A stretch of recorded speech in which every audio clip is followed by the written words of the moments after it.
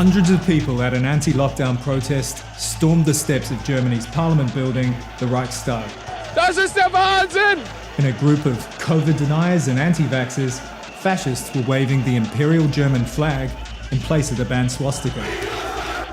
For the country that spawned the Nazis, these scenes highlighted the dangers of the volatile, conspiracy-addled far-right fringe that's grown over the last decade. Wollt ihr die totale Pharma-Diktatur?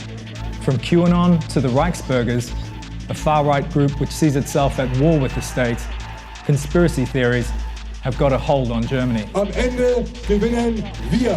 Dankeschön.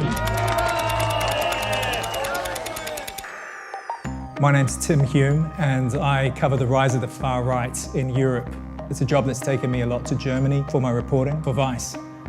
These events in Berlin were incited by a woman called Tamara Kirschbaum, a leading figure in the country's thriving QAnon scene. Tamara called on the protesters to swarm the steps of the Reichstag.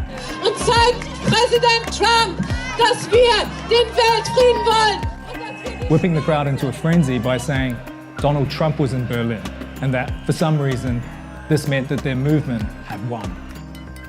In Germany, the American Q conspiracy theory has gained a huge following, more than in any non-English speaking country. This march in Berlin is mostly against coronavirus restrictions, but there are a lot of QAnon supporters here. QAnon wasn't the only far-right conspiracy theory movement at the Reichstag that day. So when QAnon arrived in Germany, it was also spread by people from the Reichsbürger movement. I mean, they share the same enemies, the democracy. Reichsbürger, or citizen of the Reich, is an umbrella term for a uniquely German strain of gun-hoarding far-right conspiracy theorists. They say the modern German state is illegitimate, a puppet regime established by foreign occupying powers at the end of World War II to exploit the Germans. Its 19,000 hardcore followers, mostly middle-aged, male and white, believe that the pre-war German Empire, or Reich, still exists and that they're its rightful representatives. Some declare their properties to be sovereign republics, issuing their own passports or currencies and refusing to pay taxes. There are certainly some people who are disappointed and dissatisfied with their economic status, and they look for scapegoats, almost like a religious cult that sucks in and radicalizes. The belief that there's no official state comes often from a situation of poverty, of oppression by the government. They lose their job, have no perspective in their lives, and so they turn to the belief that they are not responsible for it. These days, one of the key figures in the scene is Nikolai Nerling, a former primary school teacher who was one of the protesters on the Reichstag steps that day. He's gained a large following online for his provocative videos documenting far-right protests and pushing his racist ideology. His gateway into the world of conspiracy theories had been YouTube videos about Sandy Hook, about 9/11. And then he kind of went down the rabbit hole. It led him to explicitly far-right conspiracy theories, and one's about German history. He's notorious for his constant provocations, including frequently questioning the history of the Holocaust. He's aligned himself with Holocaust deniers, and he once demonstrated with a sign reading, "The history of the Holocaust is a story full of lies."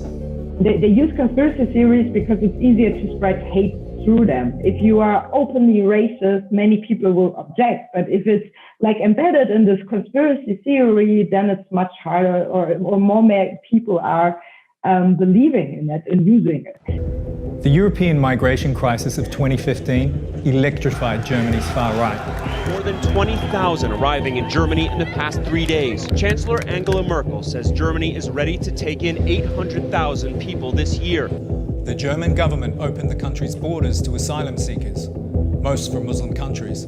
That decision sparked a backlash that turned an anti-immigrant party into the largest opposition force in the German parliament, unleashed a large and often violent anti-Islam protest movement, and triggered a new wave of violent extremism.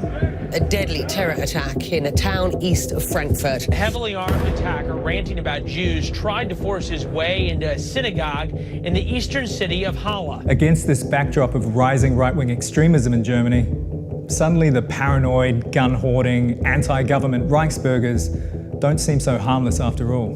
What's even more of a worry is that secret Reichsbürger cells are being uncovered in the police and the military. 1,400 cases of far-right extremism among soldiers, police officers, and intelligence agents have been documented over the past 3 years. Not ideal given their access to weapons and specialist training. I think people within the Reichsbürger movement perceive themselves as warriors for the German people and essentially for the good against the evil conspiracy that's currently allegedly going on.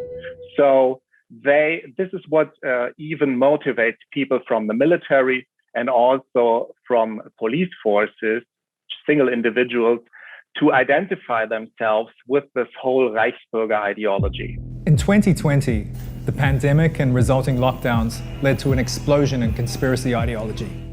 The pandemic has left people scared, shut in their homes with nothing to do, and turning to the internet for answers. It's unlike anything we've known before. People who consider themselves ordinary Germans are suddenly marching alongside right-wing extremists. We know that people who experience a lack of control are more likely to believe in conspiracy theories. They're looking for answers that science can't give yet, so they turn to hocus pocus and conspiracy theories and the myths and the stories behind it. This scramble for explanations can act as a pipeline to far-right, especially anti-Semitic beliefs.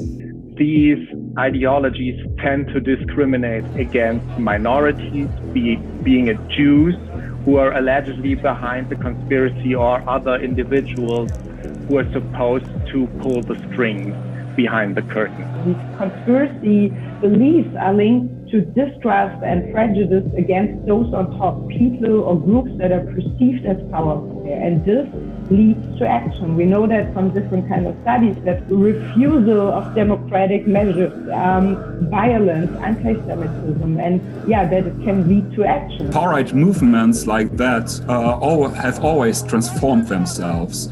And at first it was mass immigration in the so-called asylum crisis. And after that, when Corona stops, and there will be other crises, for instance, climate change. So we cannot fight the far right just by waiting for the end of Corona. We have to take countermeasures. We have to strengthen counter narratives against conspiracy theory, against anti-Semitism, against racism and far right ideology. The fear is that for the strongest believers, these conspiracy theories will exert an almost religious hold on them and will leave them beyond the reach of reason or logic or family or friends. Deprogramming them will be a huge challenge. It's a matter of belief. You can't convince a believer of anything because this belief is not based on facts. It's based on a deep-seated need to believe.